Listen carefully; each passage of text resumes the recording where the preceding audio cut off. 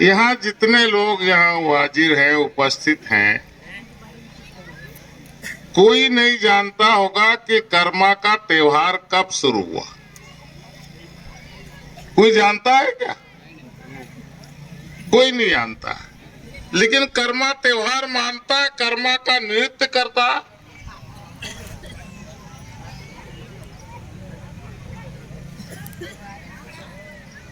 हमारे यहाँ पूजा में कहा गया है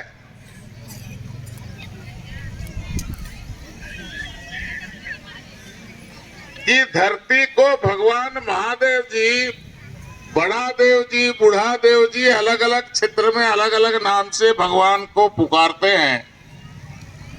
धरती का सृष्टि किया और उसी समय जनजाति समाज का को भी निर्माण किया। जनजाति समाज को भी उन्होंने बनाया।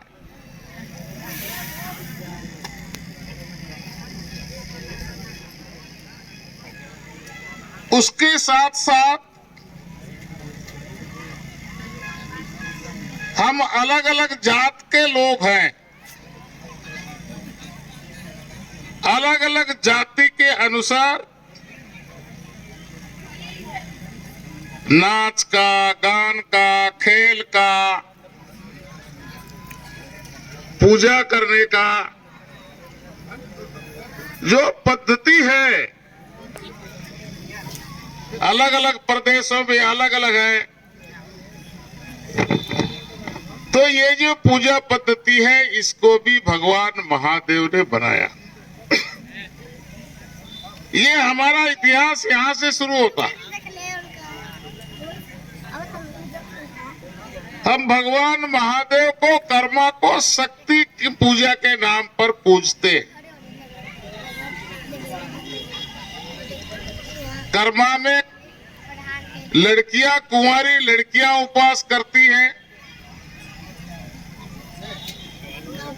और उनके माँ खास करके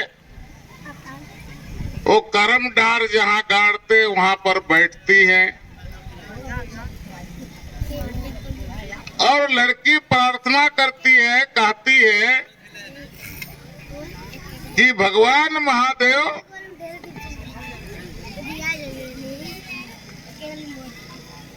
हमारा होने वाला दाम्पत्य जीवन, हमारा सांसारिक जीवन जब शुरू होगा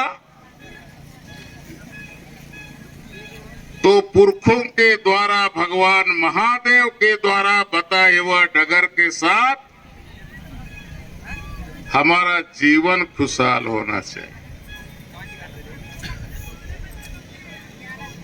हमको किसी प्रकार का कांटा नहीं करना चाहिए और इसलिए इस व्रत को हम लोग करते हैं। आपके इलाके में पता नहीं कैसा रिवाज है, हमारे छत्तीसगढ़ में, मध्य प्रदेश में, बंगाल में, बिहार में, झारखंड वगैरह में जब धरती का, पुरखों का, भगवान महादेव का जब पूजा करता है तो थोड़ा सा दारू भी चुलाता है। यहाँ भी इधर चुलाता है कि नहीं है? हाथ उठाइए, कौन कौन नहीं चुलाता है?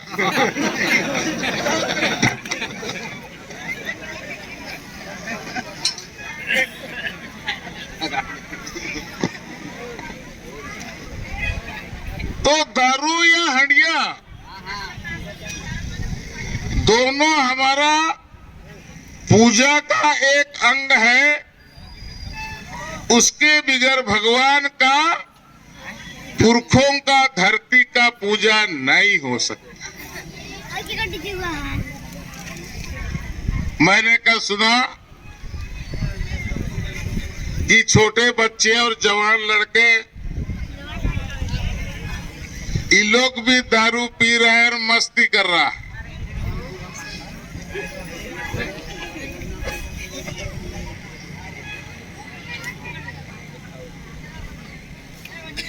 अब ये दारू लड़का लोग पी रहा है, बच्चे लोग पी रहा है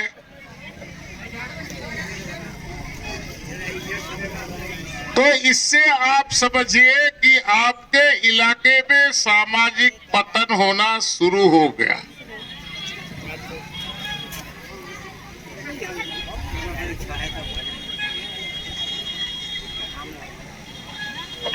हम अपने बच्चों को अपने कब्जे में नहीं रख पा रहे, अपने प्रभाव में नहीं रख पा रहे हैं, अपने संस्कार से उसको बांध नहीं पा रहे हैं। इसी का परिणाम जो लोग बता रहा है वो दिखने लगा है। हम आदिवासी लोग कमजोर नहीं है, हम आदिवासी लोग डरपोक नहीं है। आदिवासी माने गांव में जो रहता, इस सरकार की परिभाषा नहीं कि जिसको सरकार सुविधा देती है वो आदिवासी है।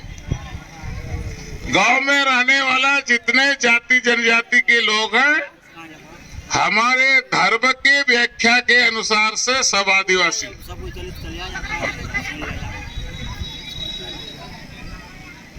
और पुरखों ने जो संस्कार हमको दिया, उस संस्कार को हम धीरे धीरे छोड़ रहे हैं। मैं कल रात को सिलथम में बताया ना कि मोबाइल क्या कर रहा है। माँ बोलती है बेटी बीए पढ़ रही है इसलिए बर्तन धोएगी तो कीचड़ लुढ़ंग पेंट में छिटकेगा। बाप बोलता है बेटा को कि हाँ आप बैल मत छोड़ो, हल मत जो तो कादो लग जाएगा। साक्षर अलग चीज है। साक्षर से आप अपने पैर पर खड़ा हो सकते हैं, अपना रोजी चला सकते हैं, आप नौकरी कर सकते हैं। साक्षरता से समाज नहीं चल सकता। समाज तो सामाजिक व्यवस्था के हिसाब से ही चलेगा, और सामाजिक व्यवस्था जो हमारी परंपरा है, उस परंपरा के अनुसार ही ये व्यवस्था चलेगी। इसलिए दोनों को अलग अलग मानिए और सब लोग प्रयत्न करिए कि हमारा घर का कोई भी बच्चा, कोई भी लड़की, कोई भी लड़का हमारा पारिवारिक संस्कार से अलग नहीं होना चाहिए। आज कितना अच्छा गीत गा रहा था, हमको तो लग रहा था कि भगवान महादेव यहाँ हाजिर हो रहे। भगवान महादेव यहाँ पर हाजिर हो रहे। ये जो शक्ति है, ये शक्ति दूसरे लोगों के पास नहीं मिलेगा। मांदर में जो शक्ति है, गीत में जो शक्ति है, डांस में जो भाव है, ये पैसा से भी नहीं मिलने वाला है, पैसा से भी नहीं मिलने वाला। ये तो हमारा खून में रसा बसा है, यही हमारा जीवन है। जिस दिन हम इसको छोड़ देंगे, हमारा पहचान समाप्त हो जाएगा। आप वनाधिकार पट्टा और जाति के बारे में जो विषय उठा रहे हैं, ये मांदर के थाप से ही ठीक होगा।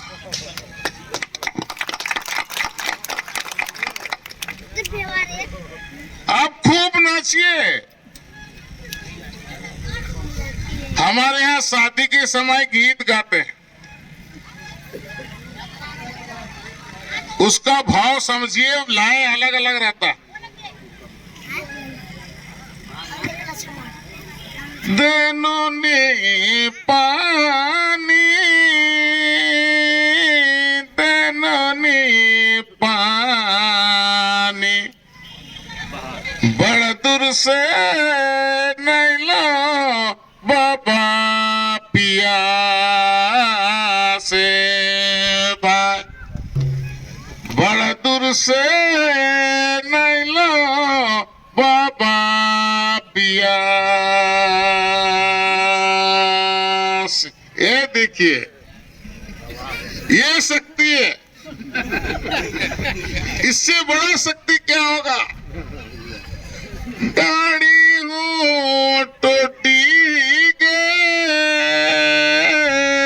कुआं हो फूटी गे, पोखरा दूरी नोड़ी गेला बा, पोखरा दूरी नोड़ी गेल। ये जो गीत है, मांदर है, थाप है, के सामने ना रोजगार याद आता है, ना भूख याद आता है, ना किसी प्रकार का मुसीबत याद आता है। उस समय तो सीधे भगवान महादेव और पितर का याद आता है। ये हमारी शक्ति। हम लोग छोटे मोटे लोग नहीं है, ये शक्ति नहीं है। हमारे देश में जब धर्म के ऊपर खतरा हुआ, हमारे धर्म को नाश करने के लिए रावण खड़ा हो गया। रावण खड़ा हो गया और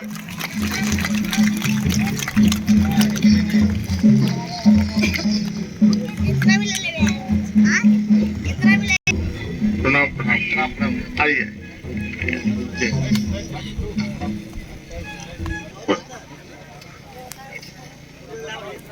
हमारा धर्म को समाप्त करने के लिए रावण लंका में खड़ा हो गया। रावण कहा कि भगवान राम का नाम मत लो, वो तो राजा है, वही संसार में रहने वाला लोगों को जब कोई मरने लगेगा उसको हम सीढ़ी बना देंगे आकाश पर जाने के लिए, स्वर्ग जाने के लिए। हम आप सब लोगों को स्वर्ग पहुंचा देंगे। हमारा कर्मा का गीत कहा कि हम बिना परिश्रम के, बिना भक्ति के हम स्वर्ग नहीं जाने वाले। भगवान राम 14 साल हमारे घरों में रहे, हमारे वनों में रहे, हमारे इलाका में रहे। की बात कहे कि देश में धर्म का संकट आ गया है। इस संकट को से बचाने के लिए अगर कोई सामने आ सकता है तो जंगल में रहने वाला मतवार आ सकता है। मांदर बजाने वाला आ सकता है, कांदा कोयला खाने वाला बचाने के लिए आ सकता है, मांदर बजाने वाला आ सकता है, गीत गाने वाला आ सकता है। इसलिए कि इन लोगों के हृदय में भगवान राम बसा हुआ, भगवान राम बैठा हुआ है। भगवान राम हृदय में बसा हुआ है। वो उसको राख, उसको ढाक दिया है। महिला के कारण राम नहीं दिख रहा है। मैं तो इसलिए वनवास में आया हूं कि आप लोग के अंदर में राम है, वो राम दिखना चाहिए, उसको साफ करने के लिए आया। कभी उन्होंने नहीं कहा कि घी बिना भोजन करेंगे। कहा क्या? कोई इतिहास में लिखा है क्या? है? जो लोग जो दिया वो खाया। और हमारे मन में जो राम का भाव पैदा होना चाहिए, उसके लिए भगवान राम 14 साल हमारे पुरखों के साथ बिताए। 14 साल बिताया। अब उसके बाद हमारे पुरखा लोग तैयार हो गया कि सनातन धर्म को हम मिटने नहीं देंगे, मरना पसंद करेंगे लेकिन झुकना पसंद नहीं करेंगे। और सारे लोग आपके इलाका से, सब जंगल झाड़ में रहने वाले सारे लोग, ईमानदार लोग, बेईमान लोग, चोर लोग, मतवार लोग, गीत गाने वाले लोग, सब लोग गया कन्याकुमारी के पास बैठा और मीटिंग करने लगा कि भाई ये 7 समुद्र पार हो करके और रावण को मार करके और हमारा राम राज्य को लाना है। ये वहां पर पूरे बनवासी समाज गया। ये जो गणेश राम भगत बोल रहा है ना, ऐसा लोड़ोंग पेंट वाला कोई नहीं गया। ये लोड़ोंग पेंट वाले बहुत चालाक होते हैं। ये फुकट का माल खाना चाहता है, मेहनत नहीं करना चाहता है। इसलिए आप नारायण हो, मैं आप सबको दिल से प्रणाम करता हूं कि आप नारायण हो। जितने और कोई समस्या वाले लोग हैं, बमनी में आनंद जी को बताइए। मैं आता हूं, हजारों लोग ढोल मांदर लेकर के और कलेक्टर के पास बैठ जाएंगे, धरना देंगे कि हमारा पट्टा जब तक नहीं दोगे हम नहीं जाएंगे, भले मर जाना पसंद करेंगे। हम लोग ऐसे लोग हैं और मैं आपके साथ हूं। पूरे देश के अंदर लगभग 12 करोड़ जनजाति समाज, पूरे देश के अंदर मैं घूमता हूं। सब जगह कुछ ना कुछ जनजातियों का शोषण हो रहा, मैं मानता हूं। और दिल्ली में जो ये विषयों को सुनने वाला, समझने वाला, सरकार से बात करने वाले लोगों के साथ भी बात करता हूं।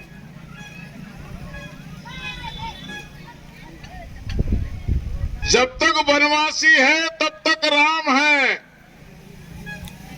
जब तक वनवासी है तब तक महादेव है। वनवासी का पहचान खत्म हो जाएगा तो इस धरती का क्या होगा। रोहतासगढ़ में क्या हुआ, कल रोहतासगढ़ जा रहा हूं मैं,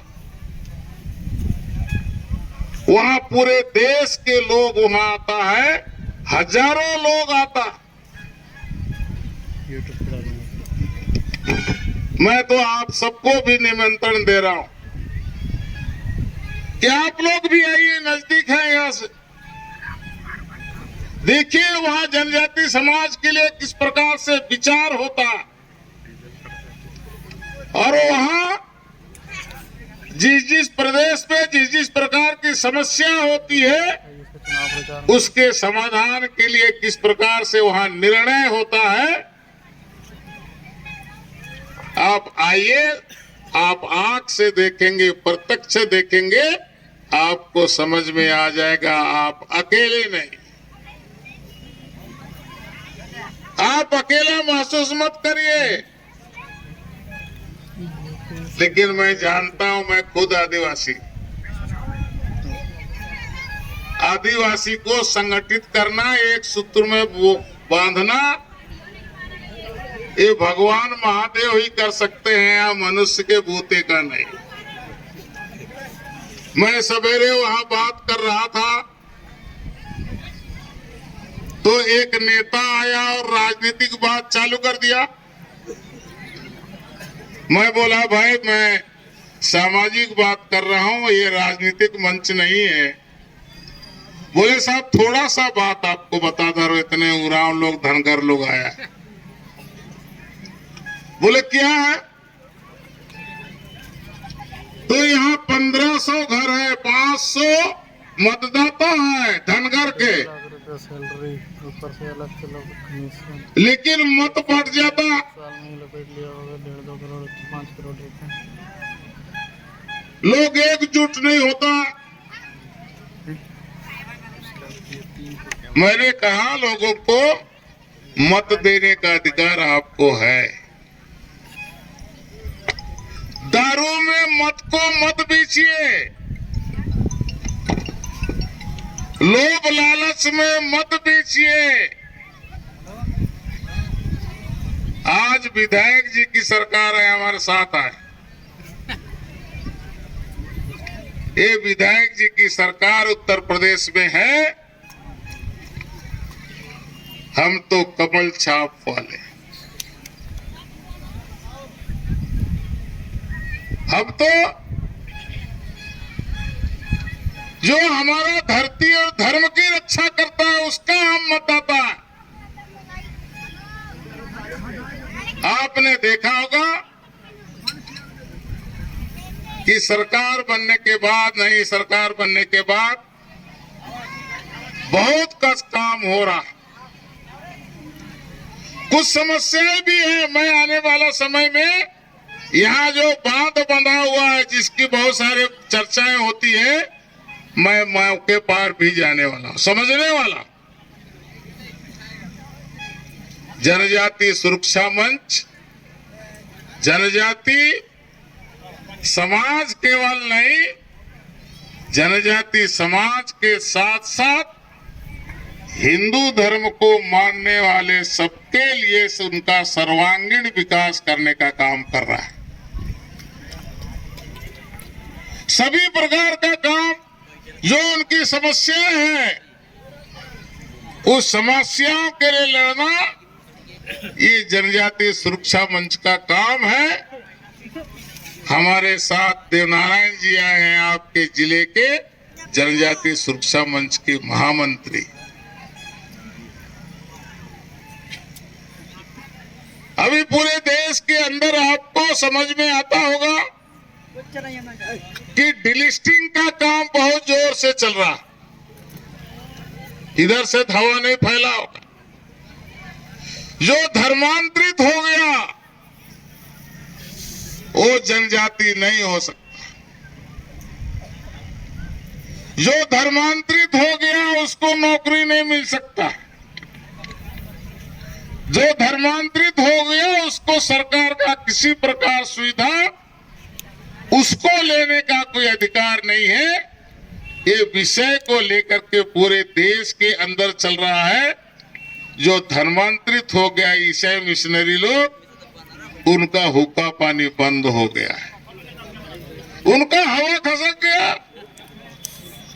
आज पूरे देश के अंदर 100 रुपया में से 80 रुपया ईसाई मिशनरी खा रहा, और 20 रुपया में हम बाकी पूरे देश के लोग, जनजाति के लोग हमको मिल रहा है।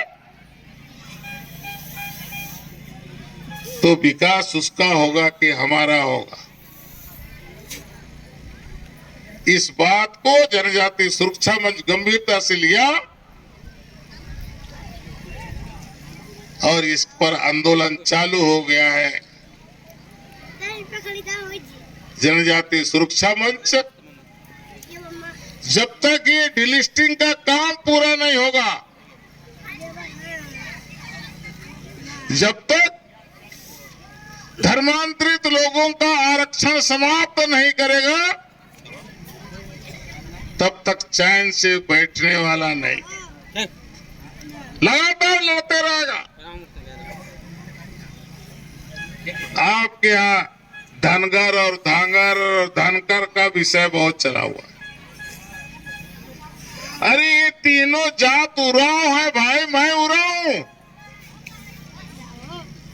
पूरे देश के अंदर जनजाति समाज का नेतृत्व मेरे जिम्मे में संघ ने दिया है। ये सब उराव है। ये जितने जो गड़बड़ियां हैं राजनीतिक नेता लोगों के कारण वोट के स्वार्थ के कारण ये सारी गड़बड़ियां हुई है। हम सब लोग मिल बैठ करके हम तय करेंगे। कल हमारे कार्यक्रम में एसडीएम साहब भी थे, उस ब्लॉक के वीडियो साहब भी थे। मैंने उनको कहा इसका जांच करिए, सर्वे करिए। हम अगले महीने आपके प्रदेश के माननीय मुख्यमंत्री के साथ दिल्ली में मिलने वाला हूं। ये आपकी जितनी समस्या है उसको हम समझाने का प्रयत्न कर रहे हैं। और क्यों नहीं होगा, हम रावण को मार सकते हैं तो हमारा काम को पूरा क्यों नहीं कर सकते। हमारी करने की जरूरत है। हम सब लोग एक रस्सी में बंद करके चलेंगे, एक लाइन पर चलेंगे। आज नहीं कल हम सारे लोग उराव हो जाएंगे। मैं आपको इस मंच से आश्वस्त करना चाहता हूं। और इसलिए आपको संगठित होना है, आपको मजबूत होना है। कावे में आपको अलग नहीं होना है। आप सब लोग सामूहिक रूप से जीवन जीते। इस प्रकार से सामूहिक ताकत बताने की जरूरत है। यही बात मुझे आपके सामने कहना था। मैं आप सबको इस समय पर बहुत बहुत शुभकामनाएं देना चाहता हूं। लेकिन मैं देखता हूं आपके उत्तर प्रदेश में जहां भी जाता हूं, ये बुढ़िया महिला और मर्द लोग क्यों नाचता है? ये डीड़ा छुड़ी लोग क्यों नहीं नाचता है? अरे हम लोग तो आज नहीं कल मर जाएंगे, उनका क्या होगा? और हमारे पुरखा लोगों ने कहा कि जब तक ये धरती रहेगा, चांद रहेगा, सूरज रहेगा, तब तक मांदर का थाप रहेगा, गीत रहेगा, अखड़ा रहेगा। हमारे नया पीढ़ी को जब तक हम लाइन पर नहीं लाएंगे, तो मुझे ऐसा लगता है आपके प्रदेश में हमारी सामाजिक पहचान धीरे धीरे समाप्त होने की ओर जा रहा है। उसको बचाने की जरूरत है। यही बात मुझे आपके सामने कहना था। आप सबको बहुत बहुत बधाई, शुभकामनाएं। बोलिए धरती माता